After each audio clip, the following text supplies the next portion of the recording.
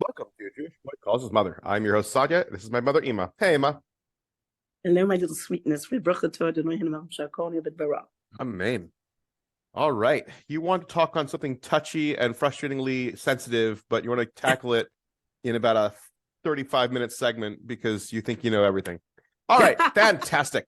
You were talking about off air how you wanted to have these sensitive conversations and these sensitive topics with children, and it's something that where it's like, if they're questioning different things, especially in regards to, I guess, where babies come from. You can am say I the word sex. I know I'm trying to create a slow lead into. I don't want to be so direct. But it is something where it's like, you have these sensitive moments, and you're trying to be cautious, and I think that's where we're going to have some back and forth. Because I remember growing up and having you explain it to me. It was very straightforward. Mhm. It wasn't anything too confusing, and for what it was at the time, I understood Mhm. what it was. Well, it's interesting. My sisters, like we always felt that we should use the correct medical terms for the sexual parts of the body. And my sister, one time, this woman overheard my sister. I forgot what I know my sister was talking to her little girl. Her little girl was complaining about, I think she had some sort of pain in her vagina, and so she said that to my sister. My sister said, "Well, we'll look at it." I forgot how my sister answered it, but she was very matter of factly that we'll take care of it, whatever. And this woman says to my sister, "How can you talk that way to the child?" And my sister said to this woman, "Wait a minute, this is the actual name for that part of the body. Come on, I'm using the actual term. I mean, yeah." It's funny you say that because I was listening to a podcast. Mendy Pellin, he had this podcast. It was like a 3-part series.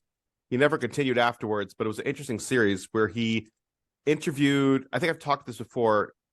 He interviewed a child molester. He Mm, interviewed a therapist, and he hmm. interviewed a counselor. And Uh-huh. he was trying to get a better understanding of what can you do to help prevent any sexual abuse. And one of the main things they talk about is having the kids honestly know the names of their body parts and not keep secrets, and be very open with the family, and be very open with your with Hmm. the mother and father, would help prevent any Hmm. issues. Well, it's interesting because one of the most popular books where I work that the kids bring when it's reading time, and the kids get to pick whatever books they want, and they usually bring them over to me to read to them. And these are kids that are 2 years old. And one of the most popular books that they keep bringing over me is the book "Let's Stay Safe." Mm-hmm. And "Let's Stay Safe" goes into a lot of different aspects of staying safe, like make sure you wear your helmet. Children playing with their helmets, they're bicycling outside, and it shows this one little boy on a skateboard without a helmet, and the skateboard goes up and he flips over. And I point out to the kids, see, he wasn't wearing his helmet. We have to wear our helmets when we go on bicycle. And it shows one kid swinging on the swings. And I said, now these children are being safe. They're not going near the swing. We don't go near swings when someone's swinging on the swing.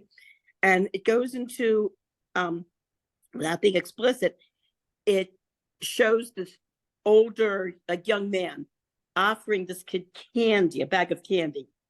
And they said, if someone offers you candy to keep a secret, tell your parents right away. And the next page you flip over, it shows the little boy sitting on his mother's lap with his mother and father.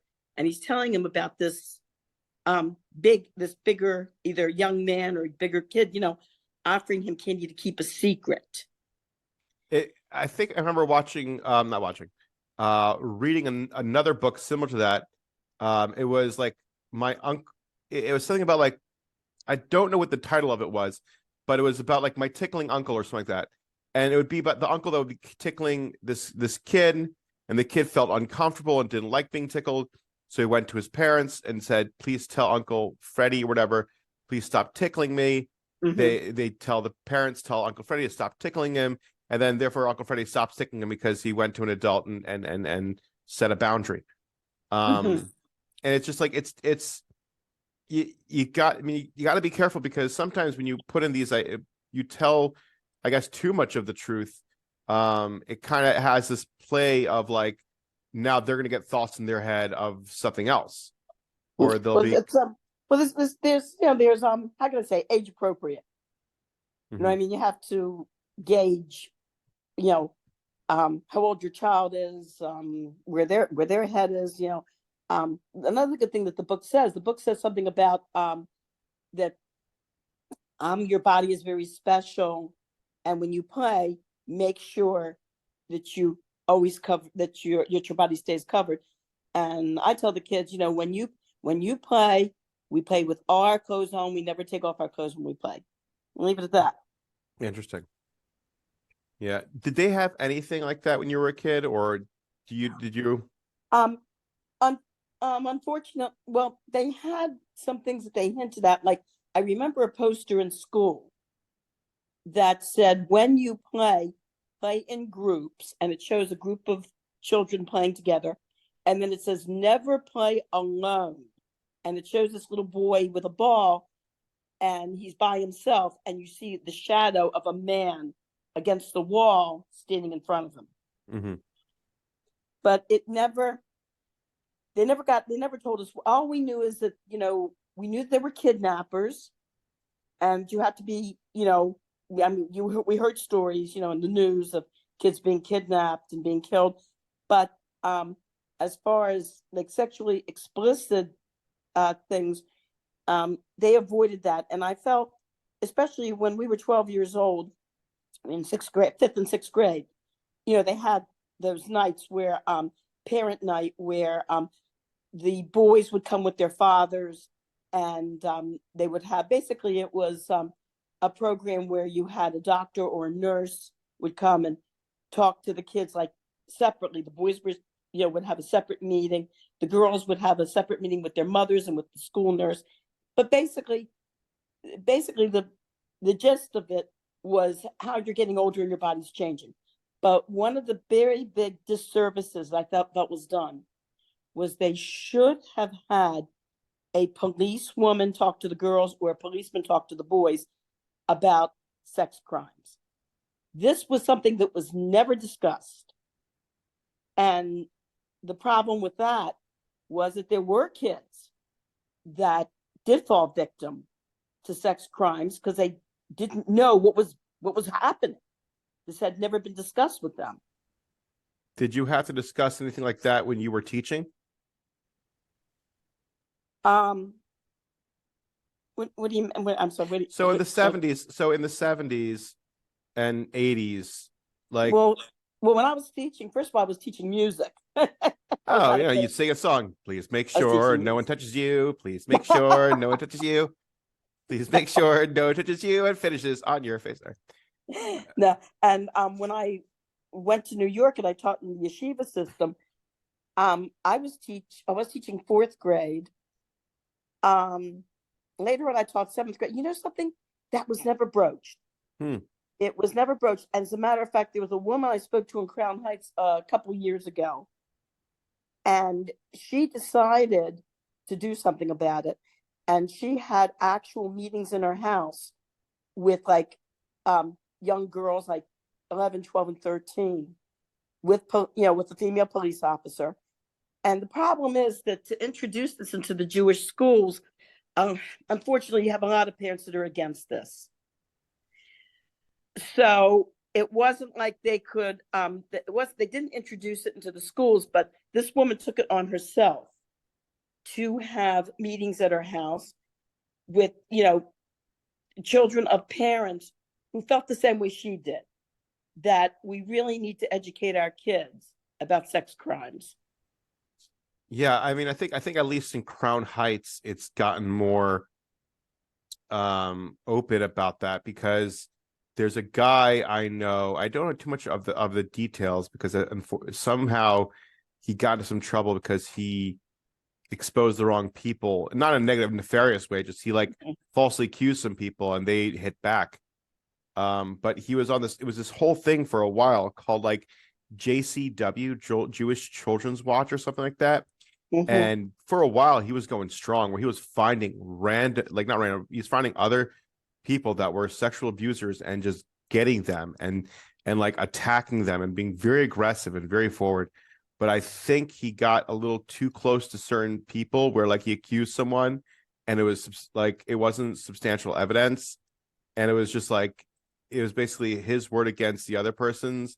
And Mhm. he essentially, blackballed someone without really doing enough research. So I think he kind of died down. Um, and I actually knew the guy. I knew the guy in Israel. I Mhm. was friendly with him back in the day. He went to Rabbi Afson's program. I went to CRC. But it's like there. I see at least in the Lubavitch community a little more proactiveness. We need to talk about this. We need to discuss this. We need to explain what's going on. People need to be aware of their surroundings. You know. Mhm. But Yeah. yeah, I mean, I don't know about other parts. I mean, that's why there was an issue. I think was it last year. The head guy that was in charge of censoring and creating kosher phones turned out to be a sexual abuser, Oh, great. and Uh, yeah, it was really bad. oh And he was man. also like on the board in Benos, the Oh school. no. There was all sorts of stuff. I think I heard about that. Oh Yeah. yeah. I mean, you also heard about we talked this before, but like we could just Uh-huh. discuss it. Um uh uh the name what's his name? The guy who wrote Kids Speak, That was you sad know? because It's I used to really enjoy those books. same. Same. I used to enjoy those books so much. Yeah, I think it And was like up to 25 people already that like were accusing him and things like that. And it was a whole situation. I think it's just also it's like how to protect your kids. You just you gotta explain to them. Well, I think one of my sisters talked about this where she said Mhm. you talk about silly people. People are acting silly because you don't say stranger danger because then that kind of freaks people out and the kids kind of get Mhm. freaked out about it. But you say like if people are acting funny and they do things that are kind of funny, just be careful and always tell your parent because they're always there to help you. Yeah. Um, Well, that's what I like about this book, the Stay Safe book. Oh, yeah. one of the pictures shows a stranger in a car in front of a house. Hmm. And it says, if a stranger in a car comes in front of your house, it shows children are playing in front and asks you for directions, don't go to the car. Run into the house and get your parents. Yeah. And Yeah. also, like a stranger knocking at the door, never answer the door. Get whoever is in charge of you, your parents, your grandparents, your babysitter, get them. Don't answer the door yourself. Well, it's funny you mentioned that because I remember being a kid and like when I was 3 years old and I was walking with 3 or 6, I was walking around Baltimore. I asked a strange Mhm. guy to go ahead and walk me across Park Heights. Yes. So it's just like like I mean whatever. I think there was also this guy, this YouTuber who was doing these social experiments and would go to these mothers at these parks and he explained like I'm doing a social experiment. Do I have your permission? Mhm. How confident do you feel your kid will not speak to me as a stranger? Did you teach him about stranger danger? Mhm. And all the parents were like, I'm very confident. I know this person, my kid won't listen to you at all. Mhm. The guy takes 2 seconds, talks to the kid about a puppy or something, and the kid just Yes. runs with him. Just Yes. runs with him. And it's just It's like, I wow. saw that. He was a journalist. It was years ago, many years ago he did this. Mhm. He had a picture of a dog, a little puppy, and he said he lost his puppy. He was looking for it. He went to it was a shopping mall, and he was shocked. Not just kids, a woman actually went out to the parking lot with him Oh, to help him wow. look for his dog, and he was showing how overly trusting people are. it's sad because it's a vulnerability. Like you're always going to be defensive. Like, some people who are like, they just never shut up about every single danger they see. And you're like, oh my gosh, can you just calm down? Well, I remember that incident with you when you were 3 years old. Yeah. Oh my God. And you disappeared right before a hurricane with a tornado warning hit. Yes. And your father ran out in the middle of the tornado warning, and the police pulled up. And I told you, we called the police, and they ran chasing after your father. There's a tornado warning in the area. Oh gosh! Thank God you were alive. That you were okay. Oh my Yeah. God! What a nightmare! I was terrified. I was absolutely terrified. Then there was one time. It was when you were like 6 years old. I didn't know about this. You were outside playing with a bunch of kids. And what happened was we had some neighbors that were new immigrants from Iran. Yeah. And I didn't realize Iranians at that, especially new immigrants from Iran, didn't trust the police because in Iran, oh yeah, the police are were really so corrupt and messed up. anti-Semitic, Yeah. it was dangerous. You didn't call the police for anything if you were Jewish in Iran. So one of the Iranian neighbors told me that Shabbos, while you were across the street playing with these kids, that someone pulled up in a car and was trying to coax you into coming into their car, and that these Iranian neighbors of ours grabbed you, and the guy, sped away. And they told me about this after the fact, a couple days later. And I said to them, you should have told me right away. I would have called the police. And they looked at me like, what? Like, call the police? Are you crazy? Like, what? Gave me a strange look. I talked about calling the police. So your older sister Etty mentioned it to an Iranian girl in school about, imagine, these people didn't even call the police. And this Iranian girl said to her that that when they lived in Iran, the police came to their house and beat up her parents and took everything. Oh wow. Yeah. Yeah.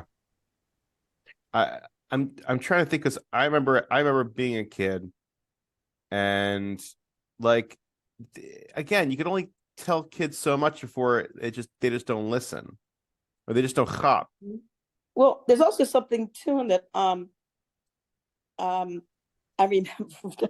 So there's some funny things. Okay. That can happen with kids, just like discovering the sexual parts of their body. You know what I mean? Okay. Let's face it, it's part of their bodies too. And human beings are sexual creatures. We have to be to reproduce. Okay, it's part of us. Okay. And I remember one time walking with your brother to shul. I don't know if I mentioned on the previous podcast about the birds. Oh, you saw the birds mating? What happened was we were going to shul, and we saw these birds doing a courtship dance.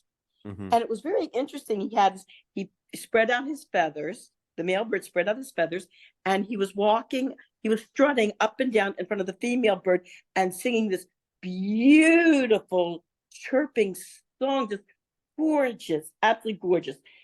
So another bird flew down next to him and started to do the same thing, and the bird went like that and bit him, and pecked at him, and the other bird flew away. And then he went back to going with his nice little dance, strutting up and down in front of the female. So me and all my innocence, I thought the two of them were just going to fly away together. Right? Nope. Wrong. Your brother at that time was 8 years old. The birds mated in front of him. Oh no. And I go, oh no. And your brother was cracked up with and goes, oh boy, look at that. We were on our way to shul. We get to shul. Your brother runs into the shul and yells at his friends, we saw two birds mating, and the male bird jumped on the female bird and started humping her. I'm going, no. I think of times when I was in shul as a kid, and opened up my mouth and like said dumb things. Like Rabbi Lisbon had a whole field day with me, like every single time. I was always in trouble back in the day. Just always saying the wrong thing, the wrong time, the wrong stuff. We're in better terms now, but like when I was a kid, it was just whew. Yeah. It's just I think the approach nowadays, I kind of like the way it's going, where you're very open and honest. You explain things, you understand and expect the child to know what's going on, and you try to keep an open dialogue. Yeah, I think open dialogue is the most important thing. It kind of reminds me, I remember speaking to this one guy in Shoal. He was telling me he had a whole rule where you don't have secrets in the house. And the reason why was because when this one guy tried to like approach his son and be like, "Ooh, you want to know a secret? We'll do a secret together." His son knew right away to be like, "Oh, we don't do that." And he told his father. His father knew what was going on. You know, else to talk about, because this is going down a real rabbit hole I don't want to deal with. Okay. I don't know. Let's We could talk talk. about the weather. It's been beautiful raining down here in nonstop. Florida. It's been raining nonstop in Baltimore for the past couple of days, almost like a week and a half. Sun shining and Sun 75 degrees and 80 degrees and 85 degrees. Yeah. Well, hopefully we'll be down there soon enough, and it'll be nice. It'll be fun. Yeah, I keep on thinking of that rose bush I planted and how much it's been getting all that water and rain. How's it coming along? That's fine. It's green. It's lush. It's still taking time to, like grow. So I'll see what happens in a year. I'm hoping it grows and it gets nice and big and fluffy. And then I'll prune it and then take the roses, and then I can either send them to you or then. Yeah, but the thing is, remember what happened when I was cutting our rose bushes Yeah, to give roses as presents to people? it died because you pruned it Yeah. incorrectly. How off- are you supposed to prune a rose bush? First off, you're only supposed to cut the roses that intersect different branches. If they're intersecting branches and they're going more horizontally, then you prune them. And when you prune them at an angle that is away from the bud. It's not too slanted, it's not too straight, it's just right, and it has to be away from the bud. Because if not, it creates it ponds and rots and can cause issues throughout the rest of the rose bush. So when you're pruning, you got to be very careful. It's not just willy-nilly, it's not just whatever. There's rules to it. I remember my mother's rose bushes. She had a lot of rose bushes around the house at our first house in the city. Mm-hmm. And all I remember was the rose bushes being full of Japanese beetles. What are Japanese beetles again? Full of Japanese beetles, huh? What are Japanese beetles? Are they invasive? Oh, are they? Yeah, they're. Come to think of it, I haven't seen two. When I was a kid, they were. Oh my God! When I was a kid, they were all over the place. There was, because I think there was no natural predator at the time. I think they had been introduced in the United States shortly after World War II, and they were everywhere. They ate up everything. They were in our grapevines. They were all over the place. They're these small beetles. They're like greenish brown. They're actually pretty. They're small and they're pretty. But I'm seeing a picture right now. I see this, but they are invasive. Yeah, but oh my gosh, they ate up all her roses. They were everywhere. How many rose bushes did she have? I'm trying to think. I don't remember, but they were. I think they totally aligned the side of our house. I think they're all around the side of our house. It's we could on a lighter topic about crime, so to speak. What do you think? Yeah, what would be a real example of crime that doesn't harm anyone? All crime harms somebody. That's why it's a crime. No such thing as there's no such thing as a victimless crime. Whenever you do something wrong, someone is going to get hurt somewhere along the line. That's why it's a crime. So jaywalking on an empty street is a crime, and that will cause problems. We're talking jaywalking is not a crime. Yes, it is. It might be a violation of traffic law. No, it's a crime. The crime. What is jaywalking anyway? Is that going from one corner to the other? You're crossing a street in the middle of the road without not at the crosswalks, and also you're not allowed to feed meters once someone's already parked there. Refeeding, you can't refeed. Oh, you mean you can't take advantage of the time that they left over? No, you can't refeed the meter. What do you mean refeed? If the time is running out, you No, can't run you out and can't put ref- extra money in it. That's a crime. That's a What? crime. Yep. It's a crime. Yep. And Well- sometimes there's even crimes where you're not allowed to give food away. So you can't give food to the homeless in certain areas. That's a crime. I'm not talking about the, I'm not. That's a that- crime. That's what I that said. is- That is not really a crime. That's like, there's a difference between a real crime and something that's like an ordinance violation. Okay, that would be under the category of an ordinance violation. It's still a crime. It wouldn't be a Emma. real crime. It's still a crime. Yep. Yep. It is what it is, Ema. Because I remember whenever I've been in the situation where I've been at a parking meter Mm-hmm. and time was about to run out. Yeah. Who does it? You go out and you put extra money in the meter. And if they're caught by a meter cop, they get a fine and it could be an issue. I've never heard of that. It's actually very common. They've even had it in a few TV shows over time. I have never heard of that. Yeah. Yeah. That's what I'm gonna say. That might be an ordinance violation. That is not a crime. It's still a crime, Ema. That's an ordinance violation. It's like here in Palm Beach County, we're not allowed to feed the wildlife. Oh, that's a real issue. Because if you feed them, they're gonna start feeling that you have food, and they're gonna get more and more people, more and more animals there. Well, it's not just that they're not gonna. You're upsetting the actual ecosystem. They're not gonna feed on the natural food that they're supposed to eat, which keeps the ecosystem going. Like the birds eat the beetles. The beetles eat the dirt. I don't know what they do. The birds eat the beetles that would eat the vegetation. So that keeps down the beetle population. It's true. Maybe that's whatever happened to the Japanese beetles. Maybe that's I think they're still around. It's just I I haven't, don't know. they're not as plentiful as they used to be. I remember when I was a kid, they were, oh my gosh, they were They're all over the place when I was a kid. I haven't seen them so much. Well, I saw some pictures now. I do recognize them, but I don't remember seeing them as much even now. But I have a good question I was going to ask you. What? What do you wish you could experience again for the first time?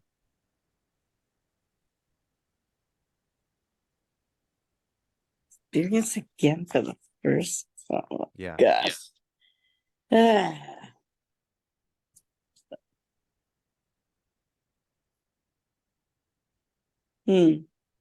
That takes some thinking. Yeah. For the first time. Oh gosh. I guess. Something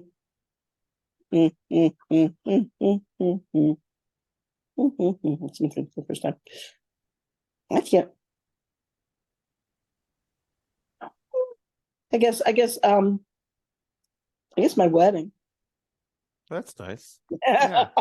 I think I'd say that too. If I have to remarry. If you remarry. I don't know. I think that's interesting. Yeah. I keep threatening to go to some sort of a Swedish fertility doctor and rebooting my sex organs and getting remarried and starting all over again. Well, speaking of the opposite, there's this 27-year-old woman in, I think, Sweden or Finland, who wants to do euthanasia because she's just too depressed. Oh gosh. Yeah, I think it's freaking crazy. It's just that's not good. it's sad because as a Dutch woman chooses euthanasia due to untreatable mental health struggles. Oh gosh. And there's a picture of her, and she's actually, at least the picture itself seems like she's a very attractive, put together woman. And it's a shame. Big mistake. It's shame. It's really shameful, and the fact that people promote this so much over time.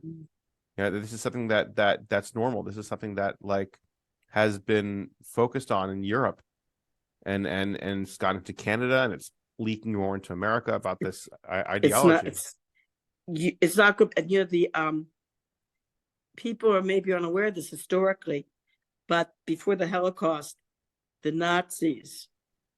In fact, there was a movie, a German movie that was made right before the Holocaust about this man who I was listening to it on they were talking about it on the radio, that it was about a man whose wife was dying of a terminal disease and decided, it'd be more humane for her to, commit suicide.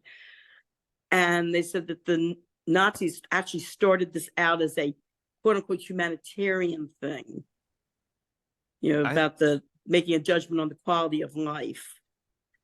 I think it's just a thing where, it's a slippery slope. Well, it's like this. Yeah. People with depression, we've talked about this before on the podcast about people with depression being depressive, having manic depressive episodes and things like that. Like, look, these are chemical imbalances and there are solutions. It's just, unfortunately, it's very difficult and very hard, and you have to struggle through it. You can't give up. And I think people nowadays are getting tired and they're giving up. And I'm not blaming them if they feel like that's something they want to do, but it's just like, it's an unfortunate, sad thing that shouldn't happen. No. That you're trying not to give up, and you hope to God someone doesn't give up. Think of the reasons why they're there. Try to find, people that they care about and they love, and that they want them to succeed. They want them to go through. And if they're having a rough time and a rough go ahead, there's, the solution is to get support. And to end it is just such a sad way of doing things.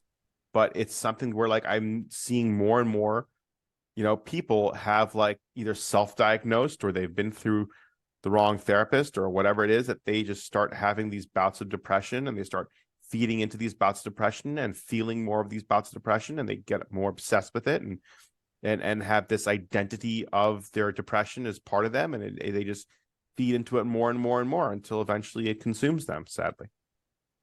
Well,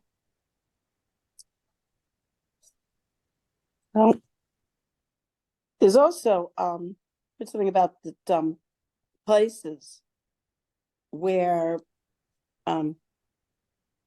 like places in the world that have high suicide are also those places that don't get a lot of sunlight. So that things like, people, actually there are things you can do to increase the lithium level in your body. Yeah. And one of the most effective things you can do to increase the lithium level is walking outside or exercising outside in the sun. Yeah. Or moving someplace where the sun is stronger. Yeah. So that you can expose yourself more to the sun to increase the lithium levels in your body. Yeah. Like maybe you should move to Florida. I tried, it didn't work out. Buy a house around me. Yeah. It's fine. It's gonna be okay. I have a pet alligator here. I hate HOAs, so that's another thing. Ooh, yeah, they're just a train wreck. But well, listen, they do my lawn. They do our lawn. At least they do our lawn, and they prune our trees and send you nasty letters if you're parked in just the wrong place. It's just whatever. It's just a waste of time. But actually, I have another question. What were names when you were growing up of kids around your age? And then now you're realizing, like, how well those names aged. My legal name, Charlene. Charlene. All right, continue. I never liked my legal name. I wanted like a pretty name, like Maria, something like pretty, Charlene. And it wasn't. The funny thing was that on television, that the few times that there was a character on some television programs named Charlene, she was always this funny, obnoxious girl. Like Carol Burnett had this routine where she was like this teenage girl that was totally head over heels in love with some sort of movie actor, whatever, and she was hounding him. and trying to interview him. And her name was Charlene. She would always pop up. Her name was Charlene. Then on the Andy Griffith Show, there was when he was the sheriff of Mayberry, that there was a whole family of hillbillies that came into Mayberry, and the teenage daughter, well, she wasn't exactly a teenager. She was like 19, 20 years old, got a crush on him.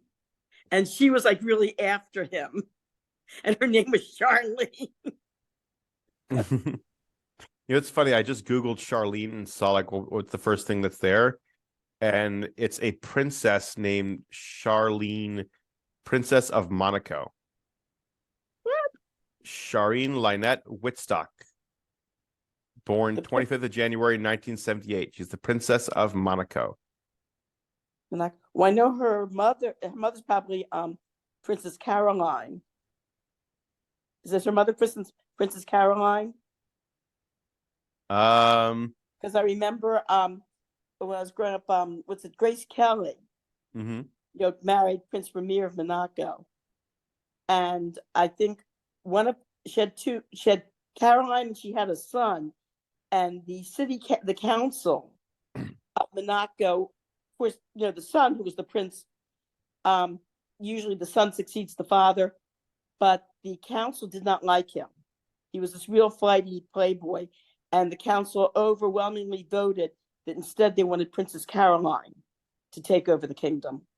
Yeah, I don't think that's the person. I think this is from Monaco, from close to South Africa. I don't know. Whatever it is, it's fine. All right, Emma, I love you. Have a wonderful Shabbos. You too, sweetheart. I'll call you later, okay? All right, darling. All right, bye-bye. Bye-bye.